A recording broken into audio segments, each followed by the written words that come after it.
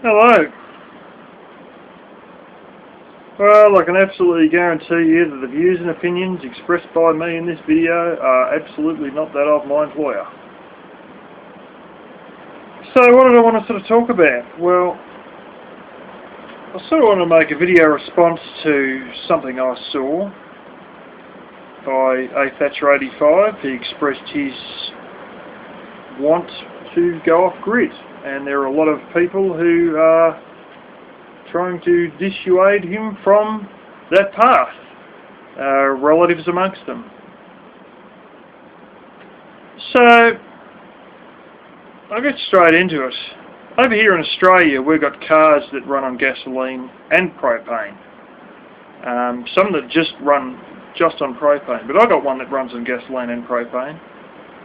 It's not uncommon, it's not some hack job, it's sort of all government certified and on the books and everything like that.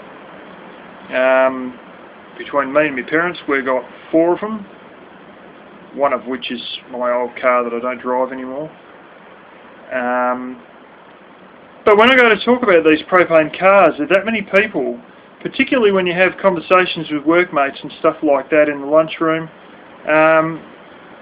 that sort of want to bag them out, and they all going on, with things like, oh, it costs half as much to buy the fuel, but then you've got to get double the amount, and it's oh, what's the miles per gallons?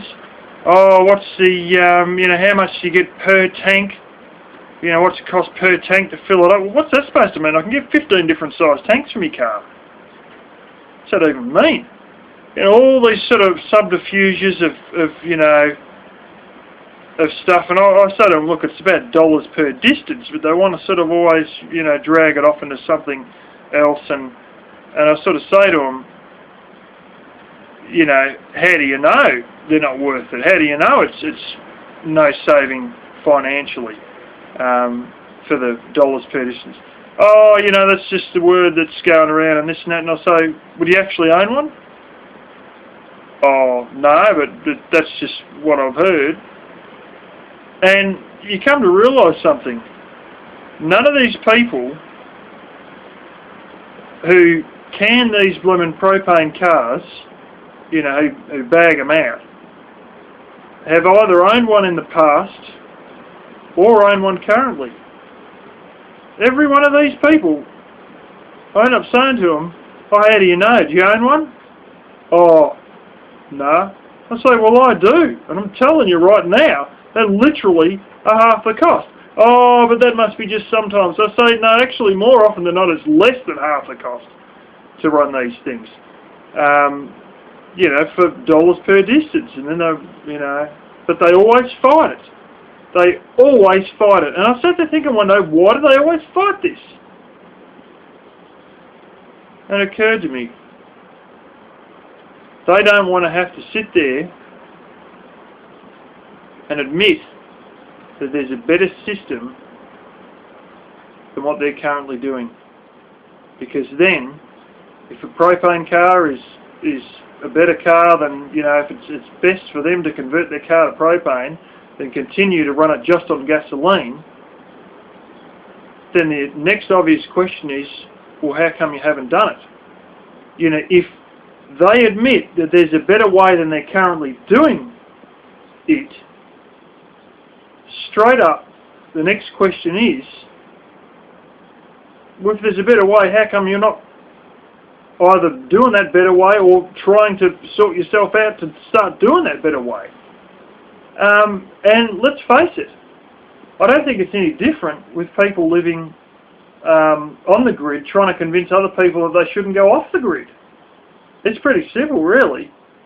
They don't want to admit that the situation they're in isn't the best option, isn't the best way of going about it, the most ideal, the most cost-effective, the most efficient, the most common sense. So they're going to sit there and justify their position. They feel they've got to. Because, of course, the next question is, well, if there's a better way, how come you aren't already going down that path? And that's basically why they fight it, but there's a bit more to it. Some people, they're in this system and they feel they're entrapped in this system.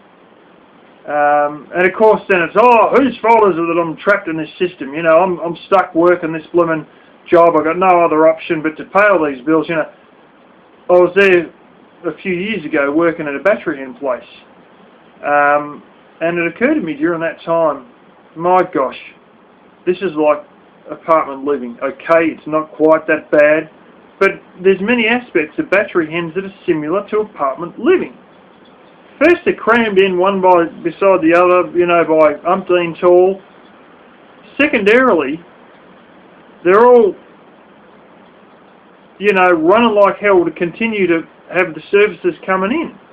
The services are all wired in, piped in, you know, brought in by truck, just as all the feed is poured down in these feed gutters by the feed hopper.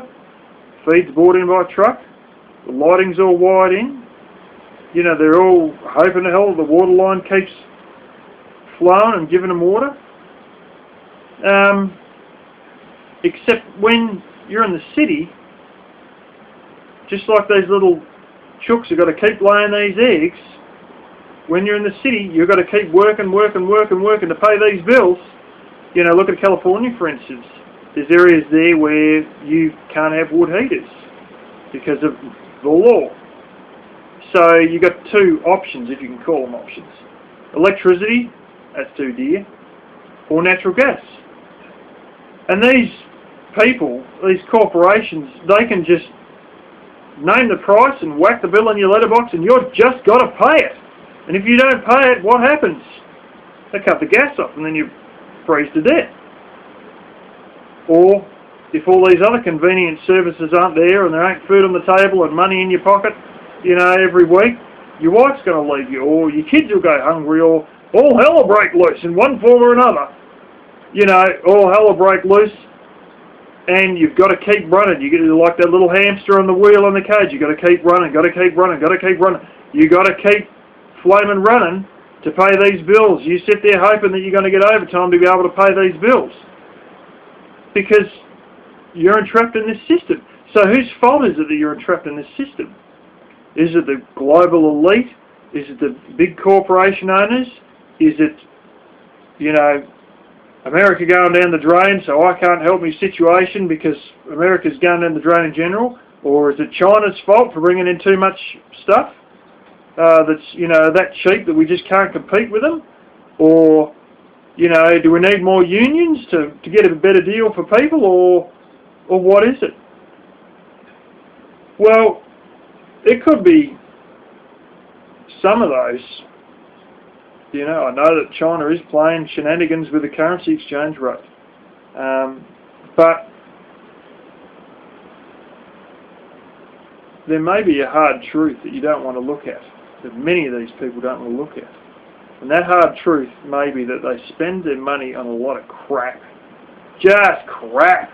You know, the big sponge hand they get at the ball game, and the, you know, going out to get burgers on a Saturday night, and instead of, you know, some of the, like, I see people go to the supermarket, top-notch beer, they got the blimmin' cranberry, raspberry, blueberry, blackberry, blimmin' double choc whoopie-doo-dah covered in cream dessert that costs them, you know, more than they should be forking out for this sort of rubbish. And then when it's all said and done, they spend all this money on this crap, and then they get there in their car the next week, and they're sweating, worrying that is the fuel in the fuel tank going to last till next payday, and we're going to have enough fuel till next payday. They're worried about essentials like that after they spend all this money on just crap like fancy desserts and all this just gimmicks and junk, and everything is stuck under their nose. Some of these people, they can't handle themselves when it comes to money. They just buy everything that's stuck under their nose. They're completely drugged to the eyeballs on these swish marketing campaigns, and they've just got to spend, you know. And sometimes, I'm not saying every time, but on occasion, this is some people's big downfall.